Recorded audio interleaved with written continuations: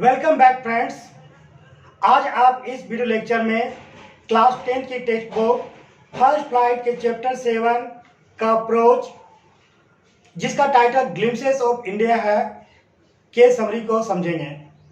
Friends, Bharat के विभिन्न tourist places की 3 कहानियां हैं जो अपनी संस्कृति और विशेष वस्तुओं के लिए देश भर के विजिटर्स को अट्रैक्ट करती है। और ये चैप्टर बहुत ही इंपॉर्टेंट है एग्जाम्स के लिए। So watch this video from beginning to end without a skip. Let's start. Glimpses of India में 3 पार्ट्स हैं। गोवा से एक बेकर पार्ट का है और असम से। आइए सबसे पहले हम गोवा का एक बेकर समरी को देखते हैं। फ्रेंड्स, यह कहानी लूसियो रोड्रिग्स द्वारा लिखी गई है, जिन्होंने गोवा के बारे में बात की थी कि कभी पुर्तगालियों द्वारा शासित था। इस कारण से इस क्षेत्र के लोग पुर्तगाली संस्कृति से प्रभावित हैं। बेकिंग गोवा के लोगों का पारंपरिक पेशा था और बेकर्स को वहां पेडर्स के रूप में जाना जाता था। यह कहानी विशेष रूप से गोवा के एक गांव में रहने वाले बेकर्स के इर्द गिर्द घूमती है। लेखक ने उल्लेख किया कि कैसे पुराने समय में लोग रोटियां खाते थे जिन्हें बड़ी भट्टियों में पकाया जाता था। पादरी उन रोटियों को बेचने के लिए गली में आते और जब भी वे आते तो बांस से खनखनाहट की आवाज़ निकालते। उन्होंने आगे बताया कि बचपन में इन बेकर्स द्वारा बच्चों के लिए टोकरियों में लाई गई रोटियां और चूड़ियां गांव वालों को खाने में मज़ा प्रदान करता था। फ्रेंड्स, लेखक ने कबाई कहे जाने वाले बेकर्स की विशेष पोशाक का भी वर्णन किया है, जो एक सिंगल ड्रेस हुआ करते थे और जो उनके घुटने तक पहुंच जाते थे।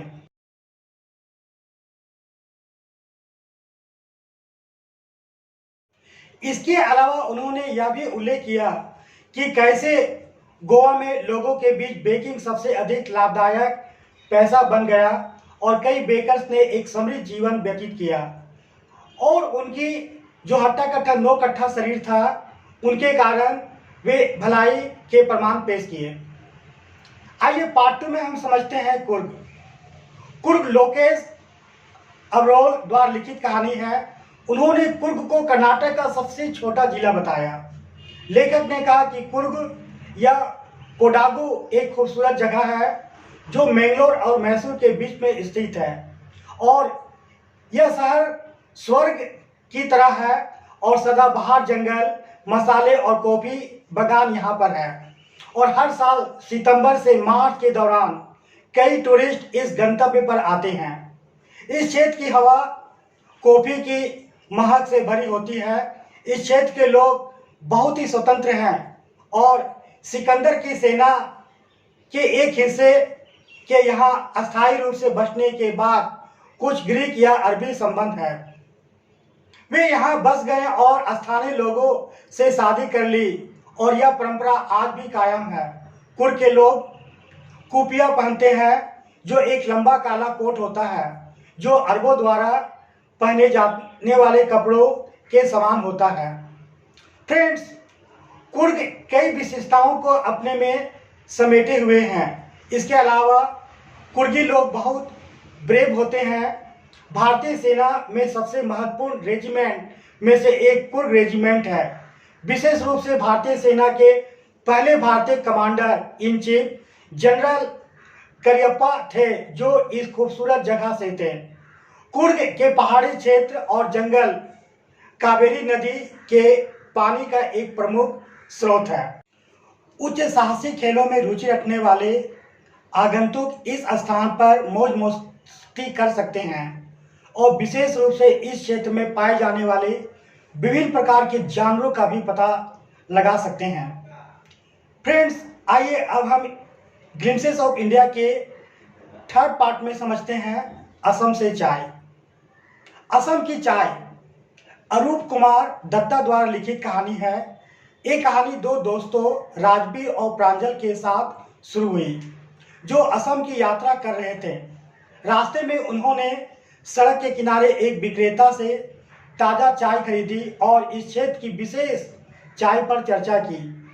जैसे ही उन्होंने गर्म भाप वाली चाय की चुस्की ली, राजवीर ने प्रांजल को बताया कि दुनिया भर में प्रतिदिन 80 करोड़ से अधिक कप चाय का सेवन किया जा रहा है।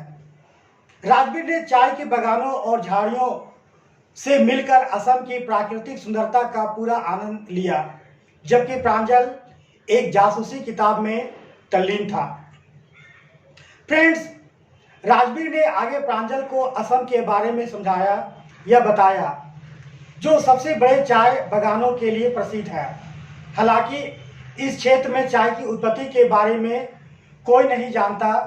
एक चीनी किंवदंती के अनुसार गलती से चाय की कुछ पत्तियां उबलते हुए गर्म पानी के एक बर्तन में गिर गई।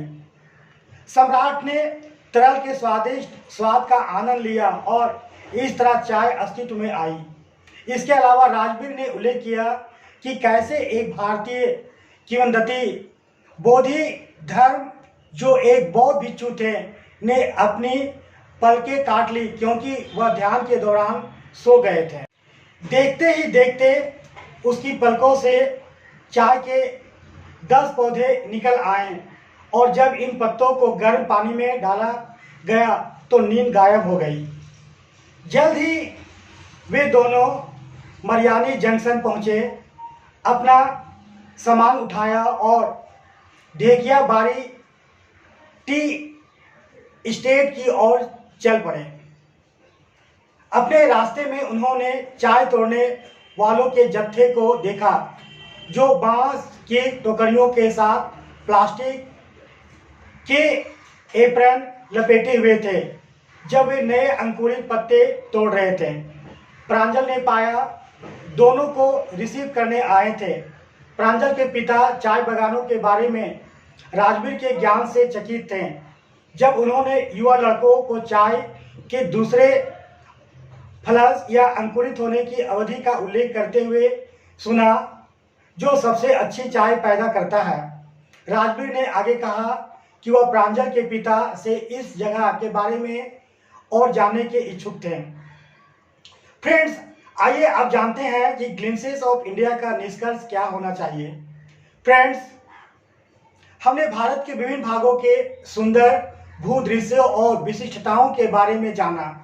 विदेशी स्थानों का पता लगाने के लिए अपना रास्ता बनाने से पहले भारत में ही घूमने के लिए बहुत सारी खूबसूरत जगह हैं। Friends, thank you for watching this channel. Please visit again and you are requested to subscribe the channel today. Do comment in comment section. Thank you friends. Bye.